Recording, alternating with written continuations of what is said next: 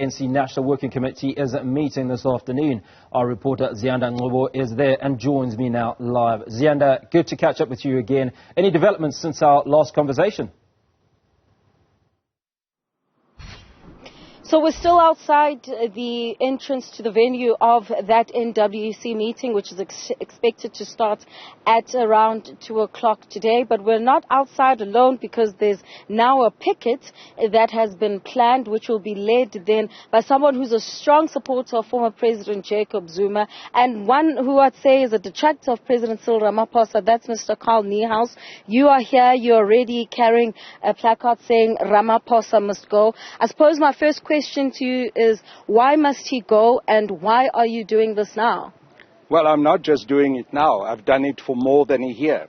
And it related to all the wrongs that Cyril Ramaphosa had been doing, which started with the way in which he became president of the African National Congress through the buying of votes right here at Nasrec in 2017. Now we are standing here because there are serious prima facie cases against Cyril Ramaphosa with regards to the Phala Phala Farmgate scandal. There's an independent panel that found that he has a serious prima facie matter to answer to. And yet the National Executive Committee of the ANC is procrastinating. They have one meeting that they postpone after the other. On Friday I was here picketing. I saw all the NEC members coming. They travelled from all over the country. They were held for the fool by Cyril Ramaphosa. They waited for 2 hours. He never pitched. He showed them, so to speak, the middle finger.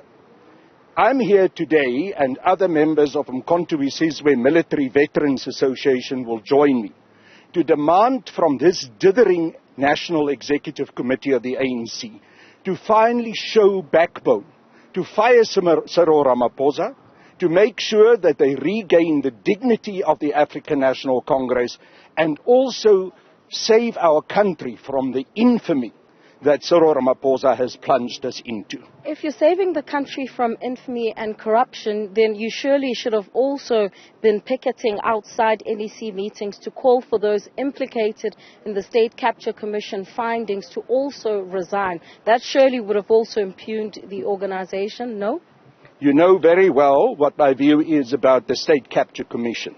It is a cover-up for true state capture, which is please give me a chance, which is the state capture of the Ruperts and the big white monopoly capitalism. I'm not going to allow myself to be waylaid by what is a decoy, which the State Capture Commission was right from the beginning intended to be.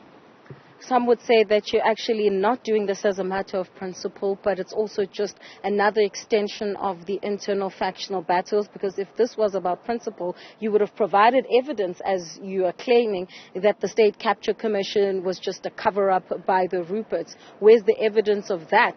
And why are you not calling for those, like you said, like I was saying, who've been implicated in that? That was an actual judicial commission. This is a report, as some of Ramaphosa supporters would say, that is just step one of a long parliamentary process.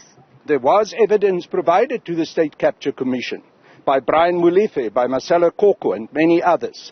And I'm not sure whether you live in South Africa, because if you do live in South Africa, you will know that the facts of the matter stare you in the face. You know who the Ruperts are. You know who Harry Oppenheimer is. You know that white monopoly capitalism came out of the colonial history of this country, and that was the true state capture.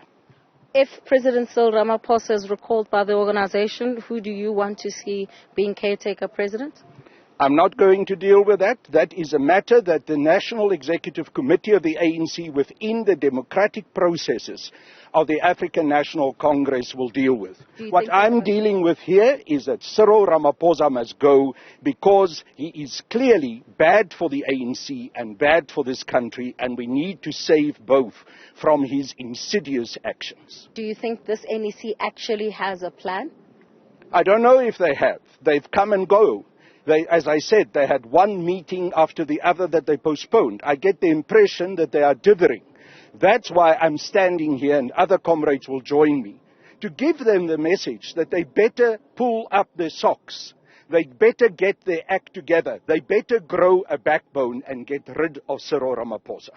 All right, that's Carl Niehaus. He's here saying Ramaphosa must go. That's literally all he and others that he says will be joining him have to say today. And really, it is an extension of the internal factional battles within the ANC. And this report, Hugo, is clearly a divisive point. Some are saying Ramaphosa stay on and fight. He cannot, be buckle under the pressure from thieves, Amasela.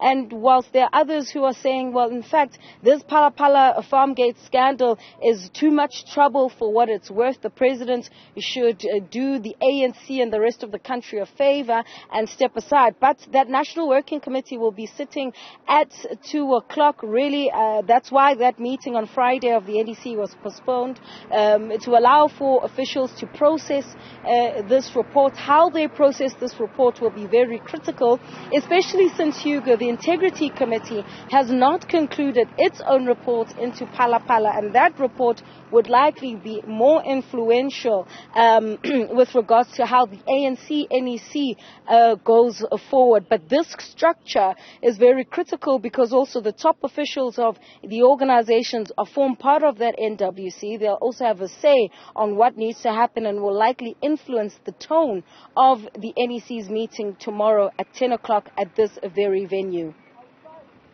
Zianda, now one of the issues that's been topical has been President Cyril Ramaphosa's no-show at the NEC on Friday. Have you seen him? Has he arrived yet? Or might he have arrived before you got there?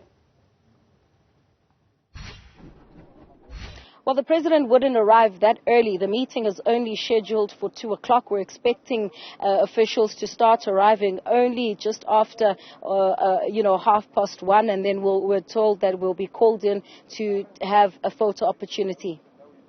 I appreciate your time. We'll keep tracking that story as she stands on the sidelines of the NWC. Well, coming up...